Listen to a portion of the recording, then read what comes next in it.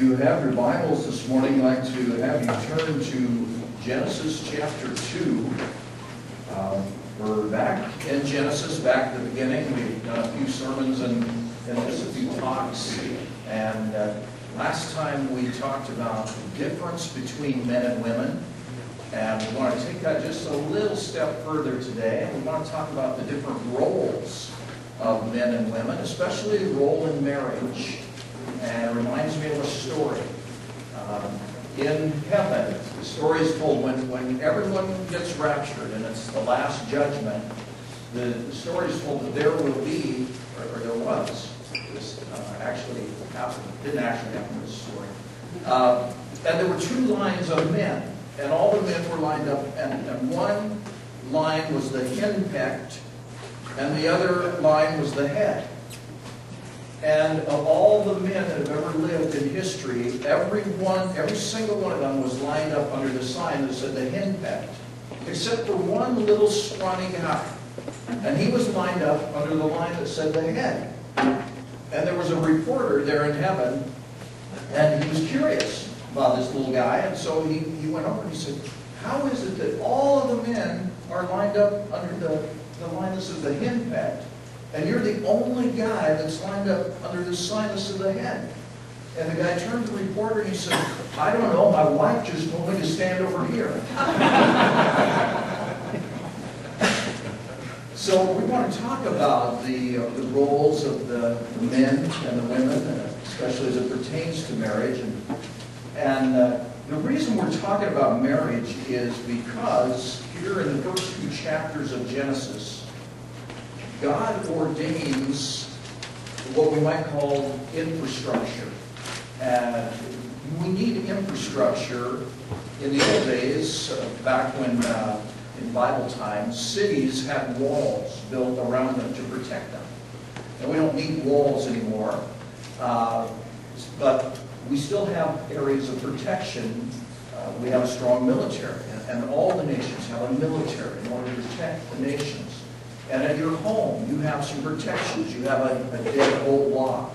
Some of you may even have a security system. We had a couple of guys coming around our neighborhood this week that were trying to sell us security systems. And so we have these structures that are built to protect us. Well, that's what God was doing in the first few chapters of Genesis. He was setting up some infrastructure that would protect the human race. Now, one of those structures is just the institution of choice, of free choice. We'll read here later on that God set up a couple of trees, or quite a few trees in the Garden of Eden. One of those trees was the tree of the knowledge of good and evil, and that tree was off limits. Now, any other tree they could partake in, that one tree was off limits. And God did that to test our choice, the ability to make a choice. And those of you that have had children or are going to have children, I would challenge you that I know when we had our first child, we had all these nice gifts that we had for our wedding, some real intricate things. And we had them all around our apartment and on the coffee table and displayed on shelves. Then we had our first child, came along, and when he began to crawl, he began to get into some of this nice stuff, and he really didn't appreciate it the same way that we did. And so it didn't take us long where all that stuff started to move up, and as he began to get more mobile, things moved up higher and higher. But we left one thing as a challenge for him so that he could have a choice, so that he could learn the difference between right and wrong. And it took him a while to learn and we had this reel-to-reel tape recorder. It was pretty durable, but it had all kinds of lights and knobs on it, and wheels that turned, and it was real intriguing to the little guy. But that was a no-no. He had to learn what no was. And that's what God was doing with Adam and Eve. They had to learn what no was. And so, anyway, there's the institution of choice and free choice. But beyond that, then God set up the institution of marriage. And we read that here. And it says, and the Lord God fashioned into woman the rib, which he take from a man. The man said, this is now bone of my bones. This is at the end of chapter 2. And flesh of my flesh. She shall be called woman because she was taken out of man. And for this cause, a man shall leave father and mother, and shall cleave or cling to his wife, and they shall become one flesh. And so God was instituting marriage, and he was doing this as an infrastructure so that the human race would be able to survive. This was a protection for our own survival. And then, of course, he instituted the institution of family. And so we have families that, and within the family, as we have strong families, we have a strong nation, and strong nations survive, and the human race survives. And that's important in the whole plan of God. So anyway, these are some of the institutions later on in chapter 11, when we get to the Tower of Babel. God institutes nationality, different nations. And we learn from history that the world survives in a peaceful state when there is a balance of power between different nations. Now, every once in a while, that balance of power gets upset, and one nation becomes stronger than others, and they try to take over the world, and that's not good. Peace does not result. We're kind of in that time right now where there's a lot of turmoil in the world because nations are unstable. Some of the nations are, and that's creating a power vacuum, and then all kinds of chaos can break out. But God instituted these things for our own survival, for our own protection. And what we're experiencing in our day is that these things are being challenged by the enemy. The enemy he's a thief, and he comes to steal, kill, and destroy. And as pertains to marriage and the family, he wants to steal our affections. He wants to kill our love for one another. He wants to destroy families. Because in doing so, he breaks down that infrastructure, he breaks down that wall of protection, and then he's free to wreak havoc and chaos, which is what the enemy is all about. In Malachi 2:15, it says that God desires godly children to be raised up. And I believe that's one of the greatest purposes that we have, is to pass on our heritage and raise up what the Bible calls a godly offspring. And that is one of the goals of this church. Now, we don't have the money quite yet to fund a full-fledged children's program. But one of our goals is eventually that we want to be a church that supports you in raising your families and raising your children. And so we've already hired Heather, and she's got some nursery people today, and we've stepped out on faith to do that. But that's not the end picture. That's not what it's going to be in the end. We're going to have a full-fledged children's program and youth program in the future. We look forward to that. But for the time being, all you have to do is look around you, and it doesn't take Einstein to figure out that the family and marriage in particular is under attack in our culture, in our country, and certainly here in our own community. Recently I was watching Larry King. Now I guess his show ended, but one of the last interviews that he did, interestingly, was with Hugh Hefner, the founder of Playboy magazine. And when that interview came on, I thought about, I should probably turn the channel, but for some reason I stayed with the channel. And I wanted to see what Larry King had to say to this man. And in the interview, it became apparent that Hugh Hefner, when he started this magazine back in the 50s, he had a hidden agenda. And his agenda was to start a sexual revolution within this country.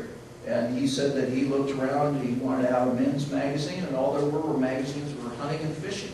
And so he seized that opportunity, and he started this magazine, and that was his agenda from the beginning. And his agenda was to destroy the notion of marriage, that you would have a marriage partner for life.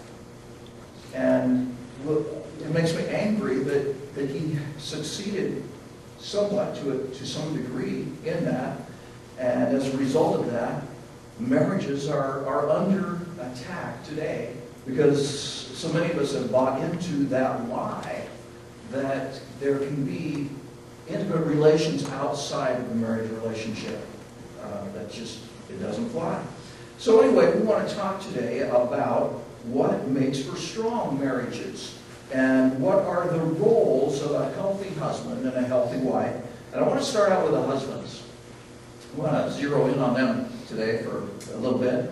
And as you read through the Bible, one thing that stands out more than any other is that God called we as husbands to love our wives. And you can read that in Ephesians 5. It's listed 3 times there. Husbands are commanded to love their wives. Now there's also some commands for wives. We'll get to that in a few minutes. And then in Colossians 3:19, again, husbands are commanded to love their wives. So 4 times. Boy, that really emphasizes a point when something is mentioned 4 times. And so I got to thinking about that. Well, I thought, that's kind of a no-brainer. That's a piece of cake. I love my wife. Come on, all of us do. But the problem is that in the Greek language, there are 4 different words that are all interpreted love in our language. And we don't have those 4 different words. So when we see the word love in the Bible, sometimes we misinterpret it because we have the wrong kind of love in our minds than what the Bible is talking about. And one of those types of love in the Greek language, which what the New Testament was written in, is the word ergos, or where we get our word erotic.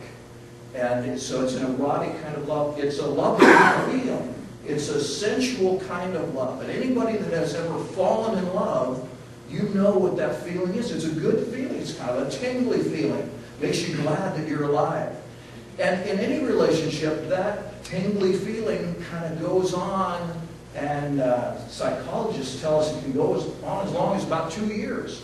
But after you've been in a relationship for about 2 years, some of that tingliness starts to go away, and familiarity sets in. And real life problems come up, and then we have to experience that. And so that eros type love begins to lose its luster over time. And that is part of the marriage relationship. There's a place for that, but that's not what the Bible is talking about when it says husbands love your wives. Well, another kind of love is philos. Philos. It means to love. It means a friendship kind of a love. And we have a city in America, Philadelphia, and that's made up of the word philos and adelphos, which means brother. And so Philadelphia is the city of brotherly love. It's the city of friendship love. Now, if you and I were to travel to the inner city of Philadelphia, we might question whether it's really the city of brotherly love anymore. But at one time, that was the ideal. And so, friendship love, certainly there needs to be that in a marriage relationship. We need to be friends with our spouse, and best friends, ideally. But as good as that is, that's not what the Bible is talking about when it says, husbands, love your wives. Well, there's a third word for love in the Greek language, and it's storge, and it's where we get our word stork. And it means family love. And how the stork brings the baby, isn't that how it works? Anyway, there's a family love. When you have children, your natural affection for your children is you love your children. There's a special relationship there that is unlike any other relationship you have. And last night, in fact, we were in a restaurant, and Tim, my youngest son, and I were there, and it just so happened they were having karaoke at this restaurant. And Tim turned to me and he said, "Dad, why don't you and I get up and sing a couple of songs?" And so we did. And we had a lot of fun doing it. I'm not sure how the audience appreciated it or not, but I think they had fun too. But that was, that's something I wouldn't just do if Marion and I went to a restaurant. Come on, Steve. Marion, come on, you can get up there. Karaoke, man. But because of this family love, and it was his idea, that I went along with it. I did that. We do funny things. We do weird things for our kids because we have that storge love. And certainly that's important in a family. But as important as that is, that's not the kind of love that the Bible is talking about when it says, husbands, love your wives. Now, the fourth type of love is the agape love. And that is what the Bible is saying when it says, husbands, love your wives. And agape love is the same love that Christ had for us, that Christ has for us as the church. As Christ loved the church and gave himself up for her. A love that's willing to go to the cross, a love that's willing to die for that other person. That's the kind of love. It's unconditional love. You know, I know with kids, sometimes we get a hold of our kids' notes that they pass in school. I guess they don't send notes anymore, do they? Now they text. But back in the day, before texting, they used to send notes to each other, and sometimes Mom would intercept those notes, and she would share them with me, and they kind of went like this. A note that our son had sent, and it said to a girl, it says, I really like you. Do you like me? If you like me, then I would like to be your boyfriend. If you don't like me, please disregard me. Something along those lines. You get the idea that, you know, okay, if you do this, then I will do this. And that's not the kind of love that agape is. Agape is a love that I love you no matter what. There's nothing you can do that will stop this love that I have for you. That is the kind of love that we are commanded as husbands to have for our wives. It's a love that expects nothing in return. It's a love that is just there, and we're committed to it no matter what. For richer, for poorer, in sickness and in health, you know, all those things that we vow to when we marry our spouses. So that's what agape is. And that was illustrated to me when we lived in Florence years ago. It's been like, 30 years ago. There was a man, and the economy was very similar to the way it is right now. There were a lot of layoffs and a lot of slowdown. And in Florence, there was a lot of timber industry. But we didn't live too far from Coos Bay. And Coos Bay is where ships come in, and they hire these guys, stevedores, to unload the ships. And this guy had a pretty good job. They were union, they got paid really good to unload these ships. But with the slowdown in the economy, he got laid off. And so he could have applied for unemployment, and he did for a while, but the income just wasn't adequate. And he really wanted to provide for his wife. He had 2 daughters, and they were teenagers. And so he took a job out in the timber industry, cutting down trees and tying chains around the log, and you know how it gets drug up the hill. That was his job. And he had not been on that job less than a month, and he was tragically killed in a freak logging accident. And that was a traumatic time for our church because he was an integral. Everybody knew him in the church there, and a big funeral.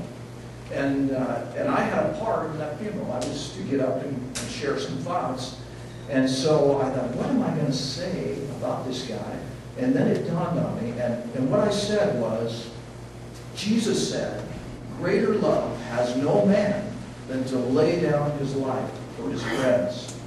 And so I explained this story about the man and how he had lost his job, how he could have just, sat at home or collected unemployment. He didn't do that. He loved his family so much that he was willing to go to a job that he knew was dangerous and that he knew he could lose his life.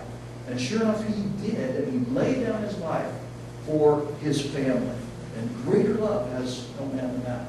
And a few days after that, a man came up to me in the grocery store, a man that I didn't know, and he said, you don't know me, but he said, that guy that died, he was my best friend. And he said, I really appreciated what you had to say. And it's because this love that we as husbands are to have for our wives is a love that transcends everything. And it's a love that's very attractive once we see it put in place. And so that's the kind of love that we're to have. Now, that's not the only thing that we as husbands are to do. That's the main thing, it's the main motivation. But another thing is that we as husbands are to be a protective covering for our wives. We are to be protective of them. In our passage here in Genesis chapter 3, if you look over at verse 16, it says, "To the woman he said," and this was after the fall, he said, "I will greatly multiply your pain in childbirth. In pain you shall bring forth children, yet your desire shall be for your husband."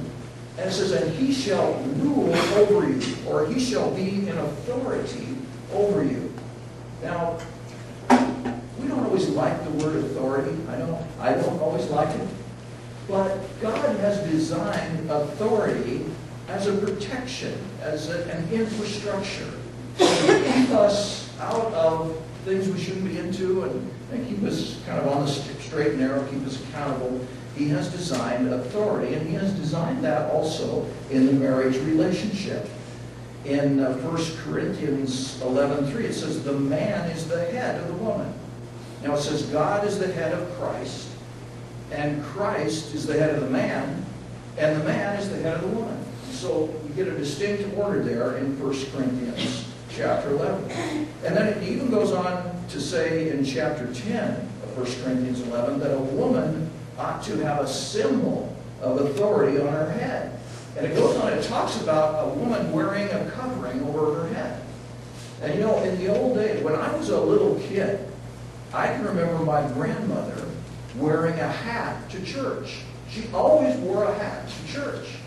And all of the elderly ladies, they all wore these, what to me looked kind of stupid, these funny looking hats. They wear to church. And my sister and I, when we were little kids, we loved to get into Grandma's closet and get those hats, and try them on and see what we looked like in a mirror. But that's kind of a weird thing.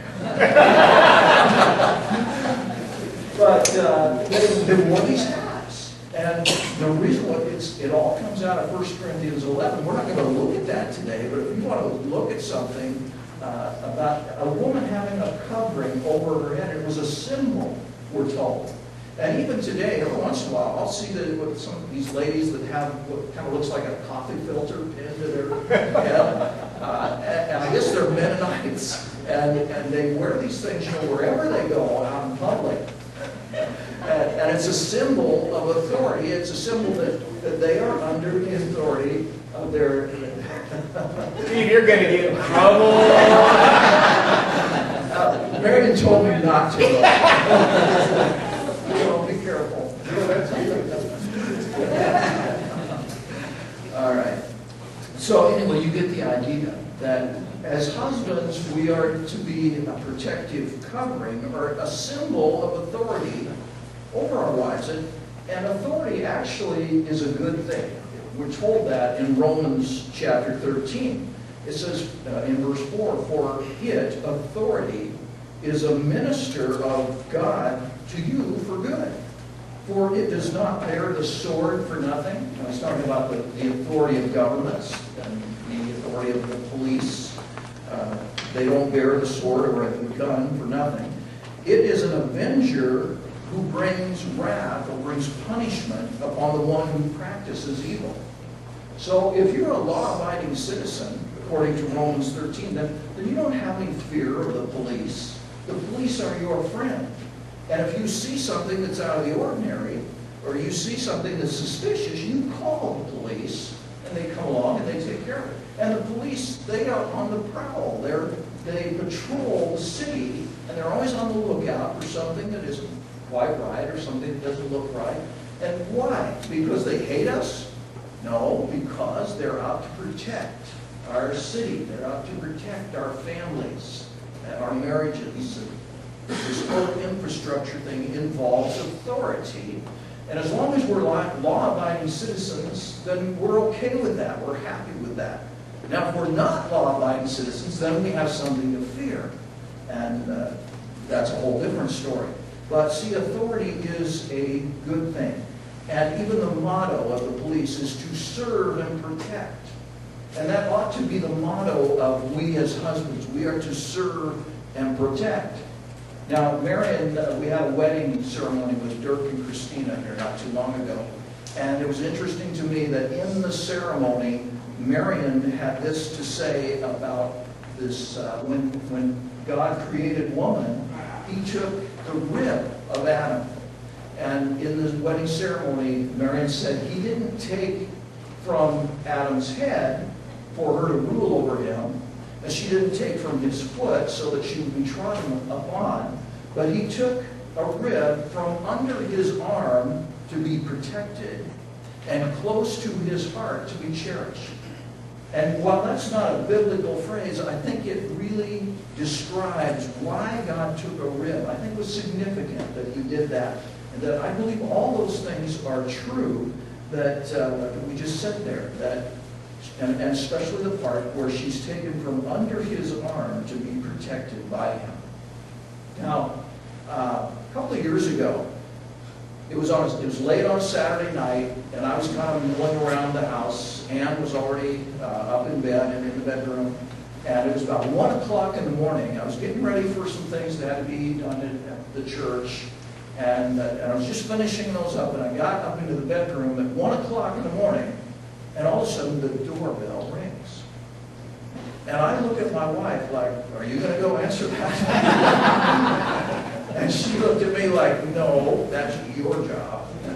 And it was. As the husband, as the protector of her, that was my job. It would have been inappropriate for me to send her down and me to stay in bed until, well, I got down there and I looked, we have a little window that you can look out, and here was a guy who was all beat up, and he was not a person that I knew. He was a young man, and I even hesitated to open the door, but silly me, I unlocked the door and asked him what he wanted. And he said, well, would it be okay if I use your phone? And I thought, no, it's not okay. And I said, well, what's the deal? He said, well, I was at a party, and it was very apparent that he had been drinking, and he'd been at this party, and he had gotten beaten up. He'd gotten in a fight, and he needed a ride home. He wondered if he could use the phone. I said, well, I'll tell you what. I can't let you use the phone, but I will give you a ride home. And so he said, great. So we piled into the car. Turned out that he lived in Independence. He didn't live all that far away. He probably did a lot. But anyway, we gave him this ride. And it turned out that he worked with, he worked with Jenny for the state. And Tom, I think, probably knew him too. I can't remember what his name was. But anyway, it was a situation where I was able to handle that because I was this protective covering. It would have been totally inappropriate for my wife to go down there and try to handle that. Who knows what would have happened?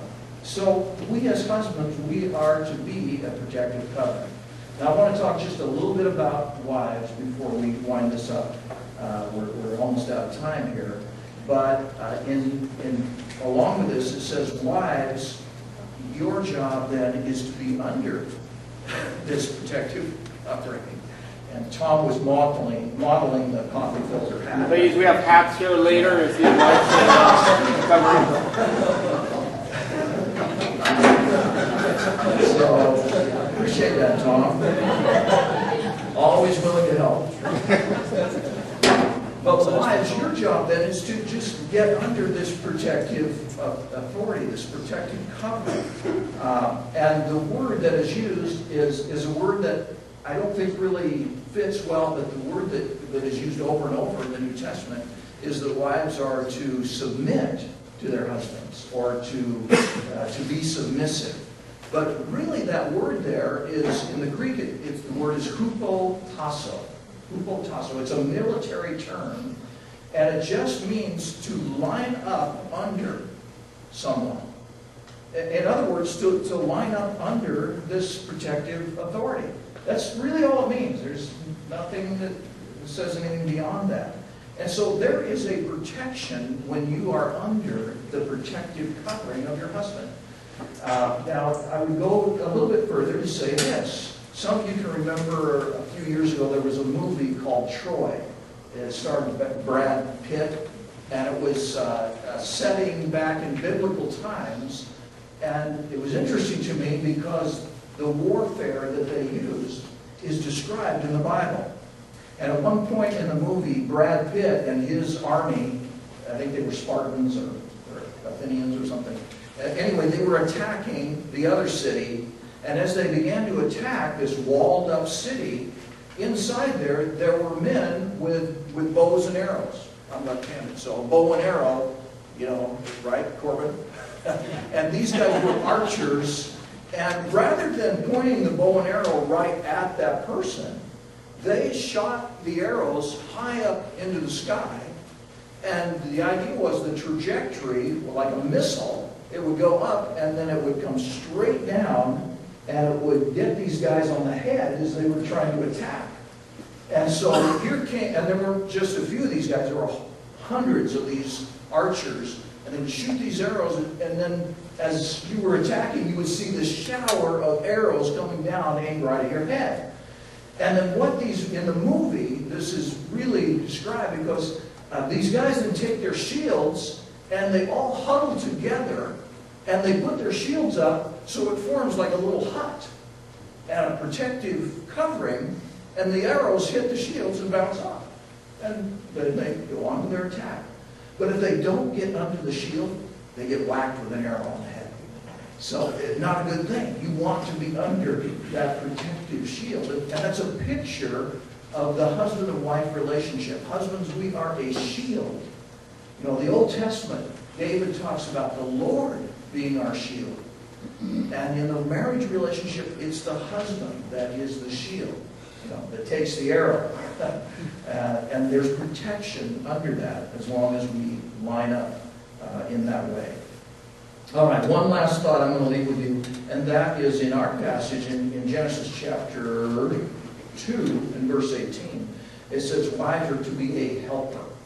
You are to be a helpmate, I think it says in the King James Version. But the idea of a helper. And I was intrigued by my in-laws, my wife's parents, Kent and Shirley Bowersfeld. He had a jewelry store in downtown Independence. And his wife, Shirley, was the bookkeeper. And they worked together. And I was intrigued by that, how they could do that. Years, I don't know how many years they worked together. They were together 8 hours a day or more. As he was the watchmaker, and she would help out with the counter sales. And they just worked together in this family business for years and years and years. And it brought a closeness to them that some of the other couples of their age and generation didn't have. And they stayed together, even though some of the other couples got divorced and didn't stay together. And I'm not saying they had a perfect marriage, but she was his helper, and it brought a closeness to them. And I know in our marriage, when my wife and I work on things together, it brings us closer. Now, there have been times where I'm doing my thing over here, and she's doing her thing over here, and even though they're both great things, it doesn't necessarily bring us together. In fact, sometimes it draws us further apart. But as we work on things together, it brings us that closeness. As we help one another, it brings us together. All right, well, we're out of time. But I would say this, if you're here today and you've never received Christ as your Savior, then the issue is not what the relationship of a husband to a wife is, or what your role as a husband or a role as a wife. The issue is Christ. The issue is Jesus. And what do you think about Jesus? What is your decision for Him? Will you receive Him as your Savior, or will you reject Him? We're going to give you a chance to receive Him as we sing our closing song. Marion, would you come up and lead us in that? Let's all stand. And obviously, was well articulated here today, that there is a love that is over us, and that love is the Lord Jesus Christ. And He wants us to submit and be under His protection, His care. I found in my life personally.